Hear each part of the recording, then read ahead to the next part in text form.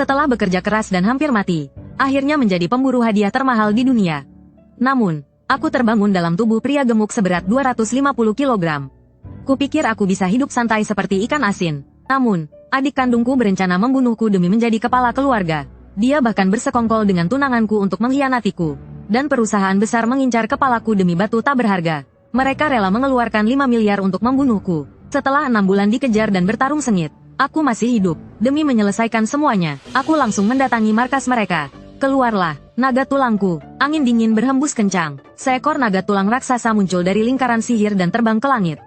Aku berdiri di atas naga tulang itu, mengawasi seluruh medan perang. Tiba-tiba aku terbatuk keras. Darah segar menyembur keluar dari tenggorokanku. Sepertinya aku terlalu banyak menggunakan sihir. Saat itu aku merasakan pandangan tajam yang panas. Liu Cheng, ketua Guild Gary, juga dalang dari pengejaran ini. Tanpa rasa takut, aku menyerangnya. Tiba-tiba, sebuah pilar cahaya muncul dari tanah. Pilar itu menembus sayap naga tulangku. Kemudian banyak meriam cahaya menyerang naga tulang itu. Salah satu meriam tepat mengenai kepala naga tulang. Naga itu meraung kesakitan, dan jatuh dengan keras. Segera setelah itu, pasukan guild mengepungku. Aku perlahan bangkit dari reruntuhan. Sambil tersenyum sinis, ayo mulai. Liu Cheng melihat batu itu dan berkata dengan gembira, serahkan padaku, aku akan membiarkanmu mati dengan utuh. Baiklah, ambillah. Namun, batu yang kulemparkan segera kutangkap kembali dengan main-main. Lalu, di bawah tatapan ketakutannya, aku memasukkan batu merah itu ke mulutku, dan menelannya. Ini adalah sesuatu yang tidak akan pernah kau miliki. Mari kita pergi ke neraka bersama. Setelah berkata demikian, aku menghabiskan semua sihirku untuk memanggil prajurit tengkorak dan naga tulang. Kami menghancurkan diri bersama mereka. Aku sangat lelah. Akhirnya, aku bisa beristirahat. Sementara itu, di sebuah dimensi paralel, aku tiba-tiba membuka mataku. Dua pengikutku terkejut hingga panik. Ayat hidup bangkit, baru saja sadar. Aku merasa bingung. Aku mengambil cermin untuk melihat. Oh, tidak. Aku terjebak dalam tubuh seekor babi gemuk. Wajah tampanku telah lenyap. Aku ternyata masuk ke tubuh pewaris generasi kedua yang tak berguna. Sepertinya ini ada hubungannya dengan batu itu. Tapi mengingat ekspresi kaget pria tua itu, semua penderitaan beberapa bulan ini sepadan. Tubuh ini terlalu lemah, bahkan untuk bangkit saja sulit. Saat itu, sebuah suara sistem terdengar. Pemain Liu Hongyuan, level 1, sihir necromancy otomatis terbuka. Kekuatan, 7. Skill yang terkunci akan terbuka saat memenuhi kondisi tertentu. Skill dan atribut yang tidak bisa digunakan tidak akan ditampilkan. Skill nafas kematian tingkat F. Resistensi racun, D. Memanggil pengikut tingkat F. Resistensi racun tingkat D. Statistikku saat ini jauh lebih rendah dibandingkan kehidupanku sebelumnya. Sangat drastis. Tak apa, skill utama masih ada. Aku akan melatihnya perlahan. Liu Haoran, adik tiri dari ayah yang sama. Pelayan mencoba menghalanginya, tapi dia memukulnya dengan keras hingga terlempar ke tanah. Saat itu, seorang pria berbaju ungu masuk. Dia adalah Guo Yunshan, ketua Chiyun Pavilion. Mereka berdua berbicara saling mendukung, mengabaikan keberadaanku sebagai pewaris kepala keluarga. Setelah berbicara omong kosong, mereka ingin pergi. Kesabaranku telah habis. Dengan tubuhku yang 250 kg, aku melompat, dan menamparkan keras kepala belakang adik tiriku. Dia berteriak marah. Apa yang kau lakukan? Aku menjawab santai. Membasmi serangga. Dia menggertakkan gigi karena marah. Dia siap mencabut pedangnya. Namun, dengan satu tatapan dariku, dia berkeringat dingin karena ketakutan. Akhirnya, dia melihat semakin banyak orang yang menyaksikan. Dia hanya bisa menahan amarahnya dan pergi. Tiba-tiba, kepalaku terasa sakit. Sejumlah besar ingatan muncul. Ternyata aku mati di tangan adik tiriku. Dia berpura-pura berlatih dengan alasan aku tidak bisa bela diri. Kemudian memukuliku. Bahkan, dia menggoda tunangan asliku.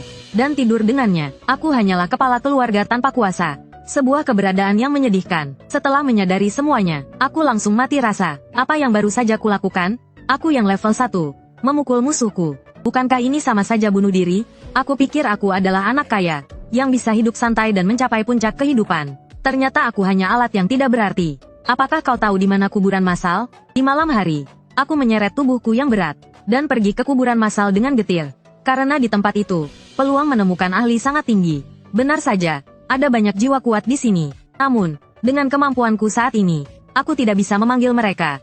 Kemudian, aku menepukkan tanganku ke tanah. Ayo, menggunakan skill nafas kematian, mulai menyerap energi spiritual. Energi kematian mulai mengalir ke tubuhku, membuatku mendengar halusinasi. Di telingaku terdengar jeritan putus asa para arwah.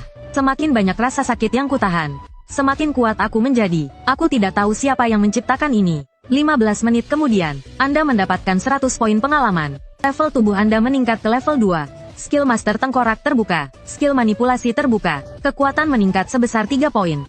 Kelincahan meningkat sebesar 2 poin. Sebagian skill stamina meningkat sebesar 4 poin. Kekuatan sihir meningkat sebesar 3 poin. Kemahiran necromancy meningkat sebesar 3%. Langkah selanjutnya adalah memanggil tengkorak. Angin dingin bertiup dari lingkaran sihir. Sebuah tengkorak muncul dari dalamnya. Ia menggenggam pedang panjang. Di rongga mata tengkorak yang kosong, 2 bola api hantu berdenyut. Tengkorak tingkat rendah. Jumlah pemanggilan maksimum 1. Mari coba efektivitasnya. Aku menggerakkan tanganku. Tengkorak itu segera mulai mempraktikkan seni pedang. Tapi gaya itu hanya bertahan 3 detik.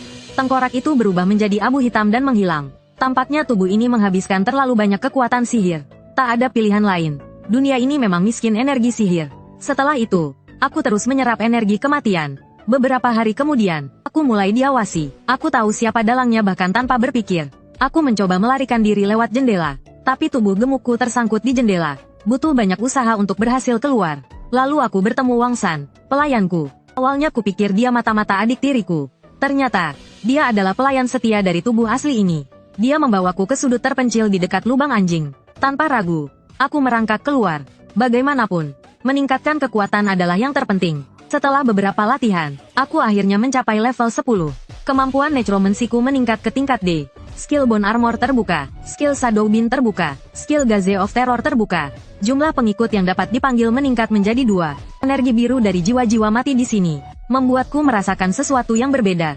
Seperti yang kurasakan dari tubuh ketua Guo saat itu. Apakah ini kekuatan dalam? Jiwa-jiwa biru jarang memiliki energi yin. Namun, mereka mengandung kekuatan yang tidak diketahui. Kepribadian jiwa menentukan kemampuannya. Aura yang mereka pancarkan juga berbeda. Pilih yang tampaknya paling tenang. Aku tidak tahu apakah ini bisa mengatasi kekurangan energi yin. Untungnya, energi itu tidak ditolak oleh tubuhku. Kekuatan itu mulai mengalir melalui saluran sihir. Mungkin 2 kekuatan ini bisa saling menyatu. Lalu aku memandu kekuatan itu ke inti energi yin. Begitu menyentuh, aku langsung memuntahkan darah. Tak kusangka reaksi energi yin sangat kuat. Energi itu sama sekali menolak. Jika terus begini, aku akan kehilangan kendali. Tapi jika ingin bertahan di dunia ini, aku harus memiliki kekuatan ini. Aku menahan rasa sakit yang menusuk tulang dan mengarahkan energi itu ke dantian. Rasanya dantian seperti akan meledak. Energi itu membentuk pusaran dan mulai terkompresi. Setelah 2,5 menit, akhirnya aku berhasil. Selamat, Anda berhasil menyerap kekuatan internal Yu Yun Senggong selama 30 hari. Aku tersenyum lebar. Ternyata ini benar kekuatan dalam. Sekarang mari kita coba memanggil tengkorak dengan kekuatan ini. Energi dalam melewati hati Yin. Tiba-tiba, mereka mulai menyatu. Apakah ini keberuntungan? Memanggil tengkorak. Setelah kilatan cahaya, muncul tengkorak setinggi 2,7 meter dengan mata yang menyala api hantu. Tubuhnya memancarkan aura yang sangat kuat di depanku. Aku memanggil satu tengkorak biasa dengan kekuatan Yin sebagai perbandingan. Prajurit tengkorak, level 7, stamina, 16, tengkorak pendekar tingkat E. Seni pedang Yu Yun 13 jurus tingkat D. Energi dalam dapat mempertahankan pemanggilan selama 1 tahun. Pengikut ini membutuhkan energi dalam untuk dipanggil dan dipelihara. Aku memutuskan untuk mengadu mereka. Prajurit tengkorak hanya menyerang membabi buta. Sedangkan pendekar tingkat rendah tampak lebih cerdas. Dia menghindari serangan langsung, dengan gerakan yang sangat terampil. Stamina prajurit tengkorak menurun sangat cepat. Sementara gerakan pendekar begitu luar biasa. Sebuah pedang tajam diarahkan ke leher prajurit tengkorak. Tengkorak kecil itu ketakutan hingga hampir menangis. Bagus sekali, cukup sampai di sini. Pembatalan pemanggilan. Kedua tengkorak itu menghilang secara bersamaan. Setelah pengujian panjang, hanya 10 poin energi dalam yang terpakai. Kekuatan Yin juga masih tersisa sekitar setengah. Namun, energi dalam tampaknya tidak bisa pulih secara alami. Apakah aku harus menyerap energi jiwa biru lagi seperti tadi? Tidak, ada cara lain. Belajar seni energi dalam. Aku pergi ke perpustakaan keluarga untuk mencari kitab energi dalam. Tapi penjaga, Jiang Biao, melarangku masuk.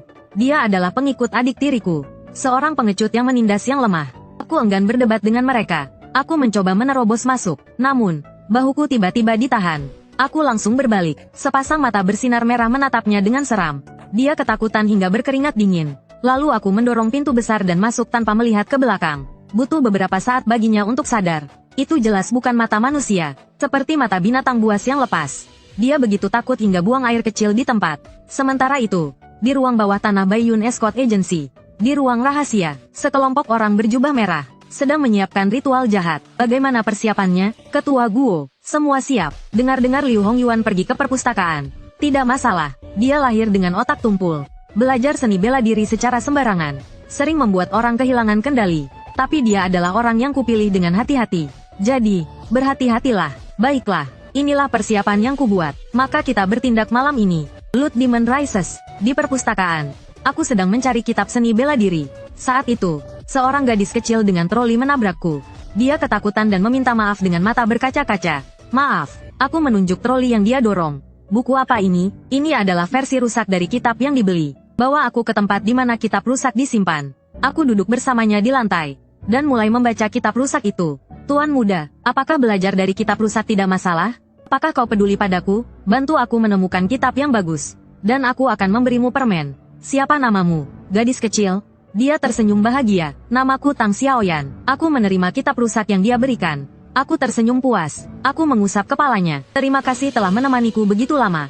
Aku akan membelikanmu banyak permen. Terima kasih, Tuan muda. Kembali ke kamar. Aku mulai berlatih kitab rusak itu.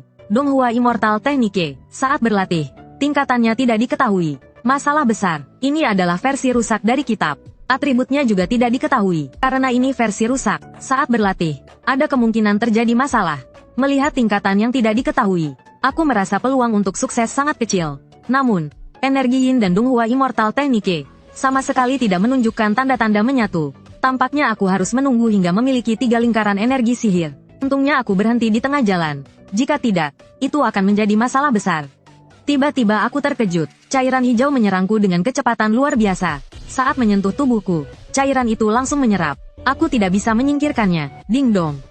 Sosok tak dikenal telah melemparkan kutukan kematian kepadamu. Aura kematian perlahan menguasai tubuhmu. Melihat pemberitahuan itu, kutukan kematian, tak perlu berpikir. Ini pasti ulah adik tiriku. Namun, hahaha, ini benar-benar keberuntungan besar. Keberuntungan ini terlalu besar untuk ditolak. Kekuatan aura kematian, bagi seorang necromancer sepertiku, adalah sebuah berkah. Kekuatan itu mengisi penuh hati Yinku dan masih berlebih. Aku bisa menyerapnya lagi saat aku lebih kuat nanti. Energi magis intiku telah mencapai tingkat 3 lingkaran. Pemanggilan baru membuka keterampilan baru.